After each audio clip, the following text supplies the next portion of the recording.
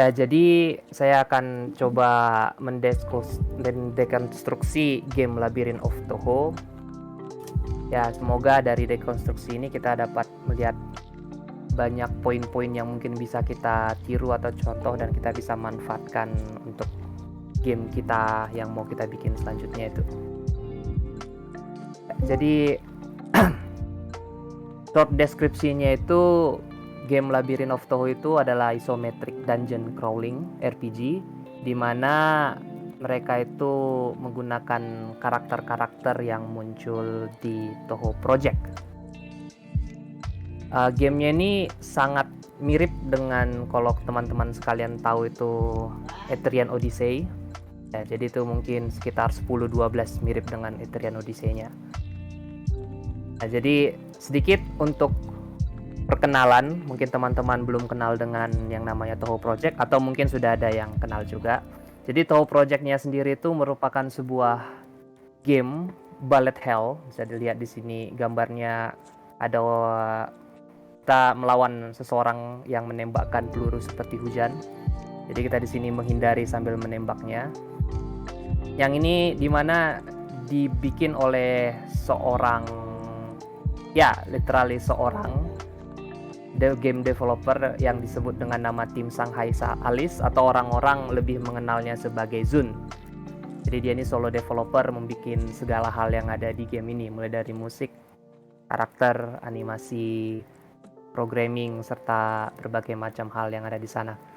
Nah, game Toho Labyrinth sendiri merupakan derivative work, jadi mereka menggunakan IP-nya dari tim Shanghai Alice yang pada dasarnya tim Shanghai Alice-nya sendiri mengizinkan orang-orang mempergunakan IP-nya untuk membuat berbagai macam karya, mulai dari musik, game, animasi, anime, dan ya macam-macam tanpa perlu diminta royalti gitu. Mungkin ada beberapa yang diminta, cuman dibebasin. Jadi jika teman-teman tertarik bisa dilihat IP-nya sendiri.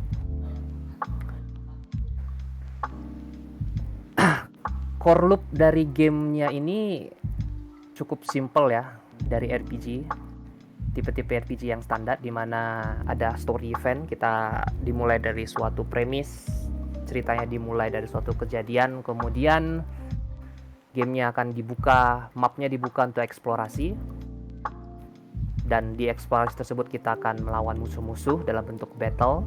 Dari battle tersebut kita akan mendapatkan berbagai macam resource, mulai dari EXP, skill point, gold, dan itu akan digunakan semuanya di upgrade, dan kemudian kita akan lanjut kembali berpetualang dan menuju ke story eventnya. Nah, di sini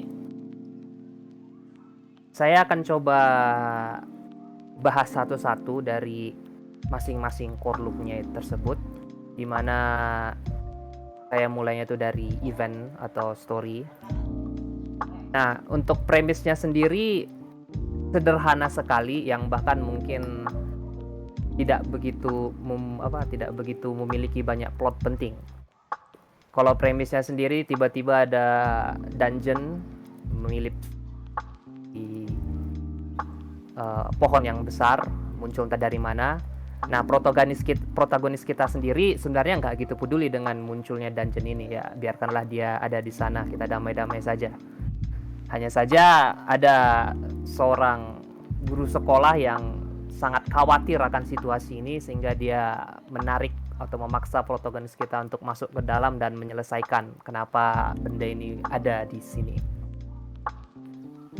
Jadi ceritanya ini karena menggunakan karakter-karakter dari Toho Project, mostly meskipun teman-teman tidak tahu dari apa hubungan tiap karakternya, gamenya sendiri masih bisa dinikmati. Hanya saja apabila teman-teman sudah sedikit tahu mengenai relationship antar karakter yang ada di Toho Project-nya tersebut, itu akan cukup menghibur.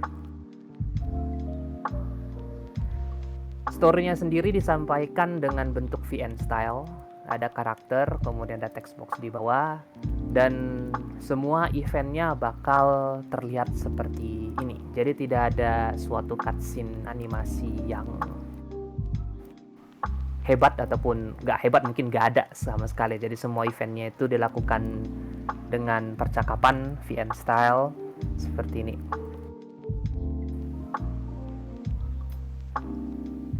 Ya, untuk story-nya tidak begitu banyak yang bisa diceritakan, lebih ke penceritaannya juga tidak begitu banyak, hanya seperti VN style.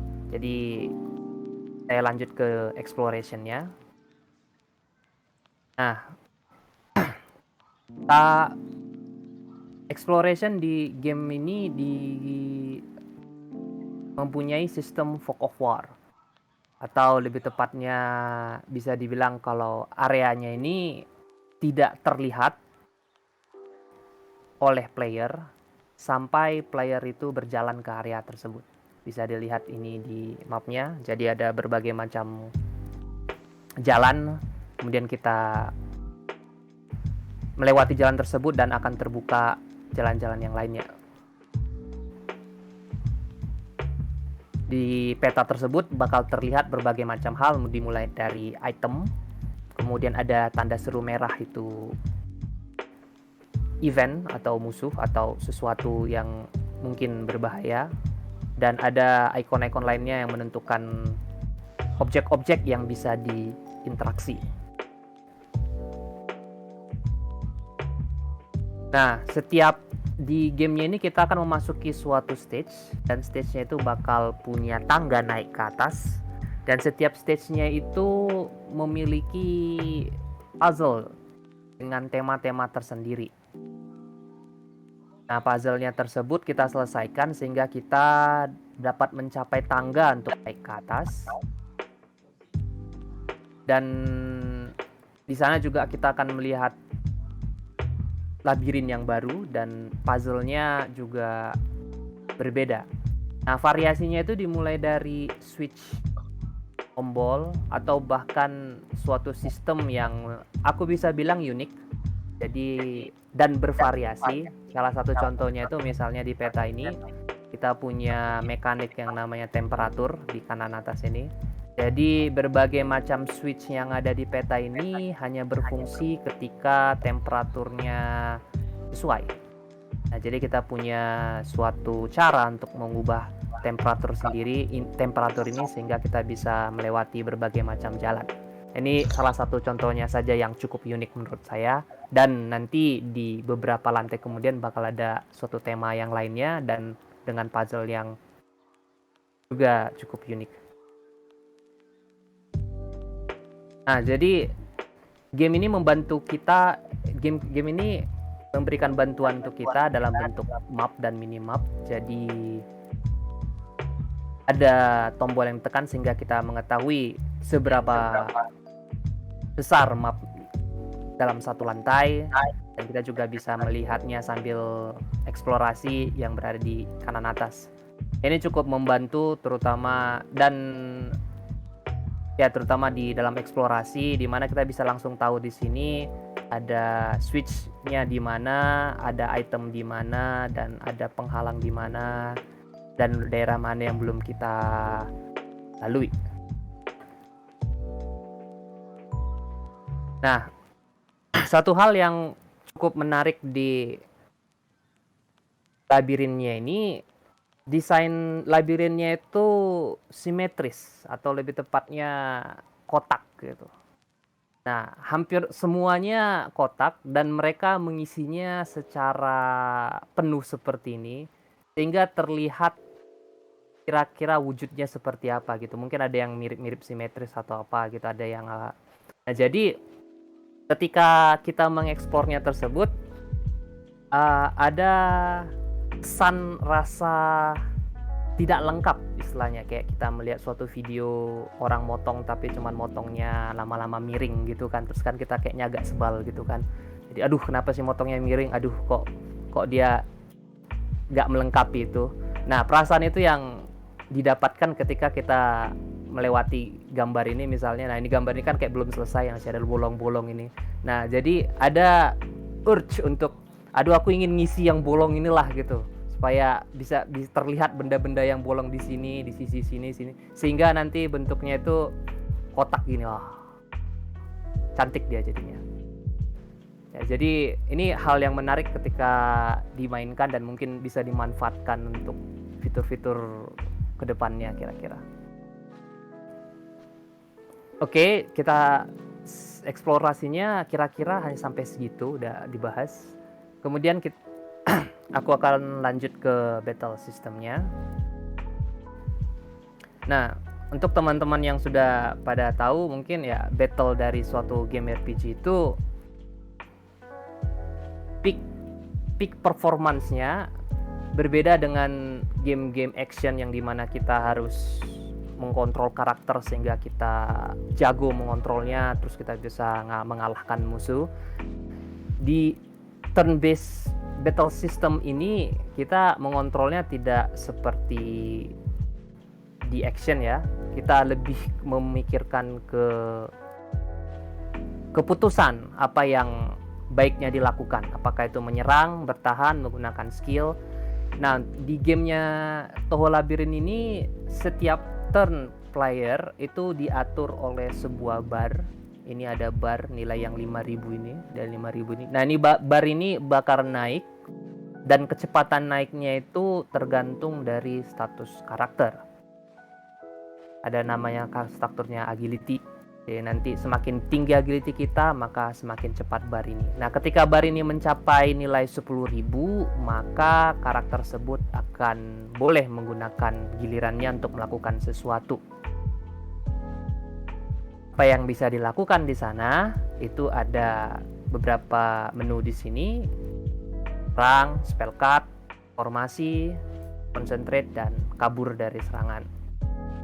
Nah, jadi karakter kita akan decide karakternya ini akan melakukan apa, melakukan serangan, dan kemudian karakter akan melakukan serangan ke musuh. Kemudian bar yang 10.000 tadi ini akan kembali menjadi 0 dan akan lanjut ke orang setelahnya yang bakal mencapai 10.000 pertama kali gilirannya. Nah, jadi battle-nya di sini lebih kita menentukan strategi, siapa yang menyerang ke siapa, dan kita akan menunggu musuh juga akan menyerang kita, dan kita akan melihat apakah HP kita akan kalah ataukah MP kita cukup memakai spell card ini. Jadi battle turn based itu peak performance-nya orang-orang lakukan suatu strategi sehingga bisa mengalahkan musuh ini dan merasa, wah, ini semua sudah dalam rencanaku. Dia merasa puas di sana. Nah, salah satu fitur yang menarik dari gamenya ini, meskipun karakternya itu ada 4 di depan, kita akan formasi untuk mengganti karakter yang ada sedang bertarung melawan musuh ini dengan karakter yang ada di belakang. Nah, total karakter yang bisa dibawa itu ada 12 karakter, sehingga kita satu party itu ada 12, 4 yang di depan, 8 yang di belakang. Dengan total karakter di gamenya sendiri ada 56. Jadi kita bisa memvariasikan karakter apa aja yang boleh dibawa di dalam ke labirin ini. Dan cukup banyak variasi.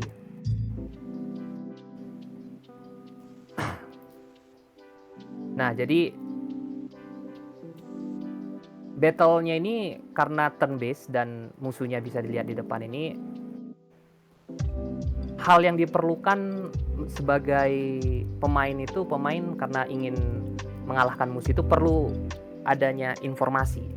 Jadi yang menarik dari battle-nya ini, informasinya itu cukup lengkap dan disampaikan dengan ikon yang cukup jelas, dimulai dari status buff, status debuff musuh, dan kita HP, MP, serta level ataupun kondisi dari kecepatan musuh. Jadi di sini untuk orang yang senang membayangkan beberapa langkah ke depan, ya informasinya itu cukup mudah dilihat.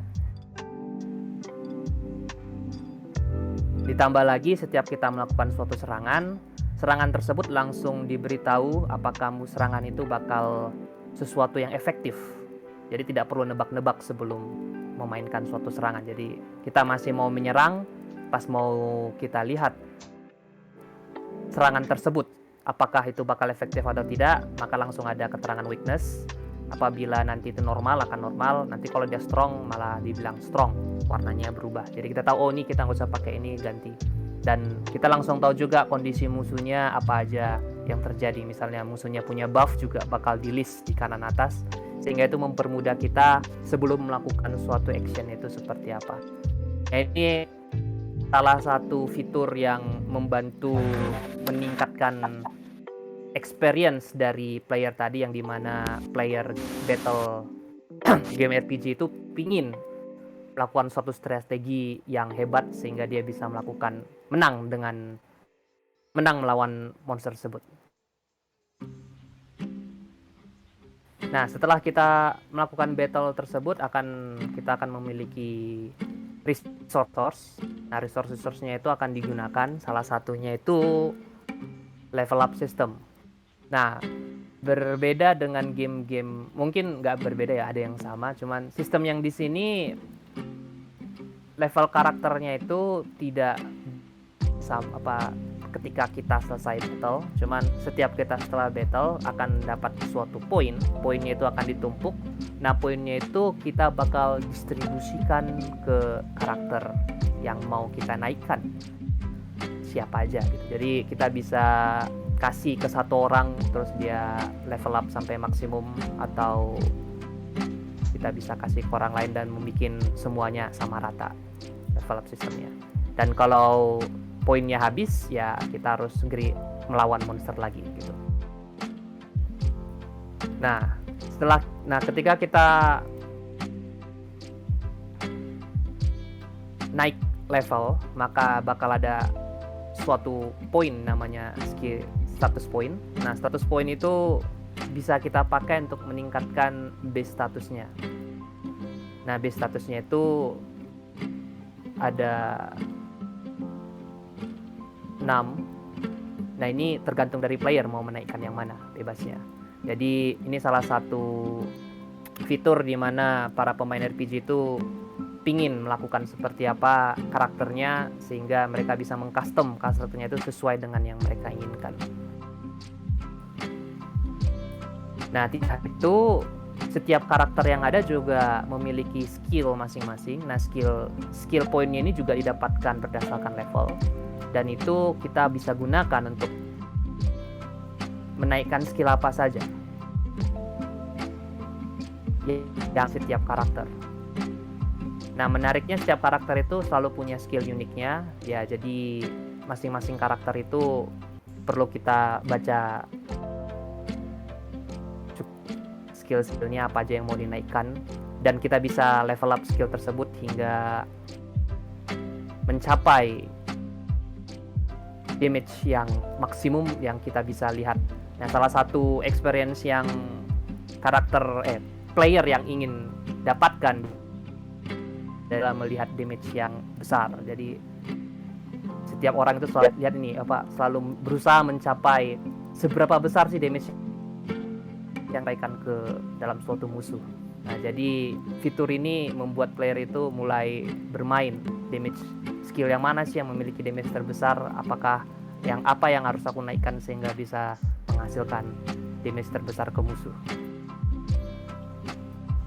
Nah, selain dari level dan status tadi, selain dari level, karakter status juga bisa dinaikkan dengan uang, gold.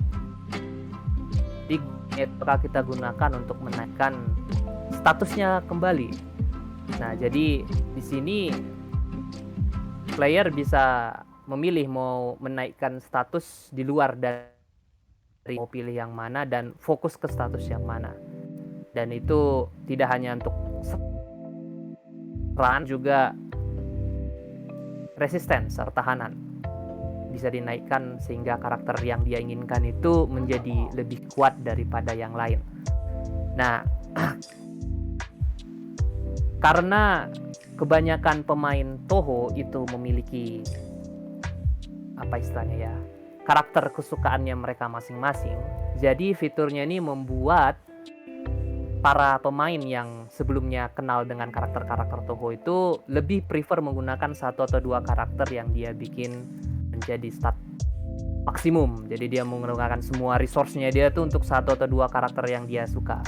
Jadi fiturnya ini sangat mereka bikin sengaja khusus untuk orang yang seperti itu, namun tidak terlepas dari orang yang memang nggak begitu kenal Touhou, itu bisa membantu mereka menyusun strategi atau custom karakter mana yang mereka inginkan sebagai karakter yang kuat atau memiliki role-role tertentu. Nah, selain itu, salah satu fitur yang ada di game Labyrinth of Touhou ini juga ada yang disebut dengan subclass. Jadi kita tahu masing-masing karakter sudah punya skill masing-masing. Kita bisa menaikkan menaikkan statusnya semau-maunya kita mau naikkan apa. Dan kita juga bisa memberikan mereka sebuah kelas atau bisa dibilang job. Nah, jobnya ini akan memberikan mereka skill tambahan dan status tambahan sehingga karakter yang kita inginkan itu benar-benar perfect untuk role dia, baik itu untuk DPS atau healer atau itu tanker. Kita bisa benar-benar membuat satu karakter itu perfect khusus untuk role itu dengan kita tambahkan subclass. Nah, di sini ada beberapa subclass yang terlihat, namun total subclass yang ada di game ini ada 23. Ini cuma 1, 2, 3, 4, 5, 6, 7, 8, 9, 10. Ada 11. Jadi ada 23 yang lainnya di bagian bawah. Jadi ya cukup banyak pilihan as yang dipilih sehingga player itu benar-benar bebas untuk membuild karakternya itu seperti apa. Nah, satu hal yang mungkin karakter teman-teman rasakan ketika bermain suatu game ataupun dalam dunia nyata, kita itu bisa menaikkan sesuatu ataupun melakukan sesuatu, cuman saja tidak bisa diulangi. Ada kadang-kadang kita punya rasa penyesalan, aduh kenapa kita nggak naikkan ini, kenapa nggak kita ambil ini, atau kenapa nggak aku belajar ini saja. Nah, jadi untuk yang di game Touhou Labyrinth itu, meskipun kita bebas menaikin karakternya, mau menaikkan status apa, cuman ada suatu hari nanti kita merasakan, aduh kenapa nggak karakter ini aku naikkan defense-nya gitu kan, atau kenapa nggak aku naikkan serangannya gitu supaya dia bisa hidup atau bisa membunuh satu karakter dengan cepat. Jadi di game ini diberikan kesempatan kita mereset karakternya, baik level maupun status yang sudah kita invest tadi ataupun skill point yang sudah kita invest tadi, itu semua terreset, benar-benar clean slate tanpa ada cost.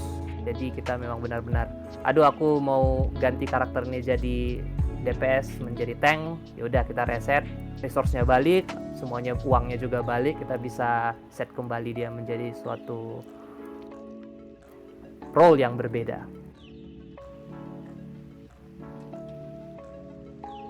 Nah, jadi itu kira-kira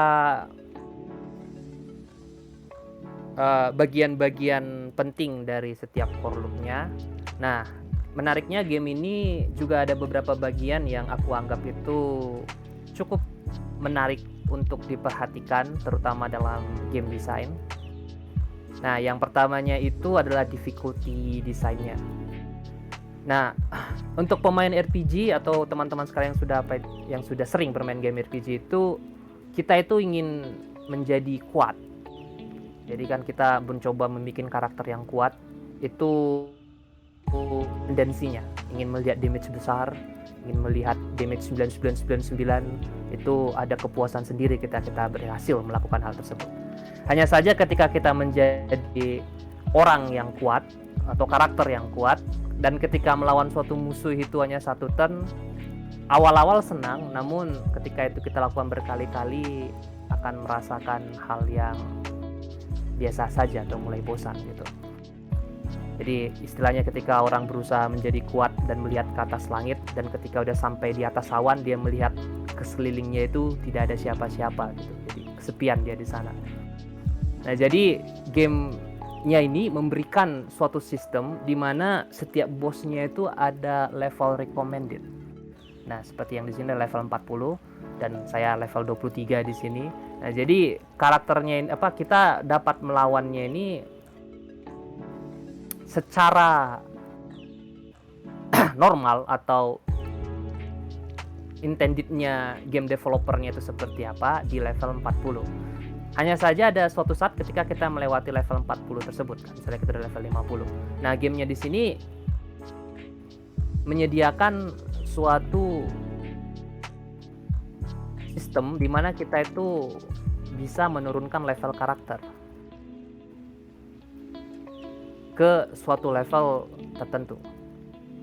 Nah, demikian juga nanti statusnya bakal turun gitu. Nah, dan mereka memiliki quality of life, ada level unification. Jadi kita nggak perlu capek-capek untuk membuat satu-satu level ke level 30, cuman hanya dengan tombol level unification ke level 30, semua karakter yang kita punya itu bakal kembali ke level 30. Sehingga kita bisa memainkan gamenya melawan bos tersebut, feeling antara tingkat kesulitan dan ability kita itu masih sejalan, sehingga tidak terasa terlalu mudah dan tidak terlalu susah amat gitu. Nah, mereka memiliki difficulty hard. Nah, dimana kalau hard itu kita harus player diharuskan menurunkan levelnya ke level yang sama atau di bawah. Namun, kalau kita menggunakan level difficulty yang easy, kita diperbolehkan untuk over level. Jadi, terserah pemain apakah dia ingin over level atau tidak, atau ingin merasakan intended difficulty developer seperti apa. Nah, itu yang menarik, salah satu dari difficulty dari game Labyrinth of Toho. Nah, kemudian salah satu hal yang menarik lagi itu adalah encounter rate. Nah, di setiap kali kita berjalan di minimap itu bakal ada encounter rate, ini di kanan atas. Nah, nilainya ini sebenarnya dari 0 sampai 100. Nah, ketika udah sampai kita 100 atau sebelum itu kita bisa bertarung. Nah, ini chance kita menemukan musuh. Nah, ada kalanya kita nggak mau jumpa musuh, maka ada beberapa peta yang diizinkan kita menonaktifkan encounter ini atau di half rate. Tapi ada kalanya kita ingin bertarung terus nih tanpa harus jalan-jalan. Nah, jadi game ini menyediakan suatu tombol sehingga ketika menekan tombol itu encounter rate-nya akan langsung 200%. Jadi kita nggak perlu jalan-jalan lama-lama untuk bertarung dengan monster demi grinding resource. Nah, jadi ini suatu quality of life yang diberikan Labyrinth of Toho untuk orang-orang yang ingin bertarung dengan cepat tanpa harus menunggu lama-lama. Ini sesuatu hal yang menarik. Nah, satu hal yang menarik mungkin lainnya, mungkin untuk teman-teman yang sering bermain Etrian Odyssey sudah kenal istilah Voe. Jadi ini merupakan seperti side boss atau ya mini boss yang tidak ada sangkut pautnya dengan story. Kita bisa tinggalkan aja benda ini di sini dan kita tidak perlu sentuh. Cuman sistemnya ini sangat nge-prick orang-orang yang ingin bertarung gitu kan. Kalau orang yang bermain RPG itu, aduh ini ada musuh kuat, aku mau kalahkan. Itu yang dicari di game RPG itu, peak performance-nya. Jadi ini ketika ada musuh yang seperti ini lewat-lewat gitu, pingin rasanya, aduh kita tabraklah benda orange ini, terus kita melihat monster yang sekali pukul membuat karakter kita mati dan kita mulai berpikir 2 kali bagaimana cara membunuh musuh ini. Nah, jadi sistemnya ini diperkenalkan oleh game Etrian Odyssey, dan game Labyrinth of Toho ini menggunakan fitur yang sama. Di ini. Nah, jadi void-nya di sini bakal muncul nggak di setiap labirin, nggak di setiap lantai, cuman ada di beberapa lantai selalu ada void tersebut. Nah, jadi setelah itu salah satu hal yang menarik lagi dari game ini, tanya sama seperti kita yang menonton konser atau konser lah lebih tepatnya, orang melihat kita menikmati orang bernyanyi dan seperti apa. Nah, setelah dia bernyanyi di akhir konsernya selalu ada yang bilang encore. Encore-nya mana nih encore gitu kan. Jadi salah satu jadi tidak jarang ketika kita orang-orang bermain suatu game dan merasa gamenya bagus atau wah tamat nih gamenya, ada perasaan kayak ada lagi nggak sih gitu kan. Jadi nah, apakah kita bisa merasakan experience lagi nggak sih, ada bonus kontennya nggak? Nah, jadi Labyrinth of Toho itu menyediakan cukup banyak post game konten. Ya, ini salah satu bullshitnya, ini 640 floor. Aku nggak tahu apa yang terjadi di lantai 600, tapi ya, dan saya juga belum sampai ke sana. Hanya saja ada banyak yang bisa dilakukan, dimulai dari dungeon yang baru, musuh dan juga karakter baru yang bisa kita dapatkan setelah gamenya kita tamat secara main story. Ya, jadi ini fitur yang cukup menarik yang ada di game ini.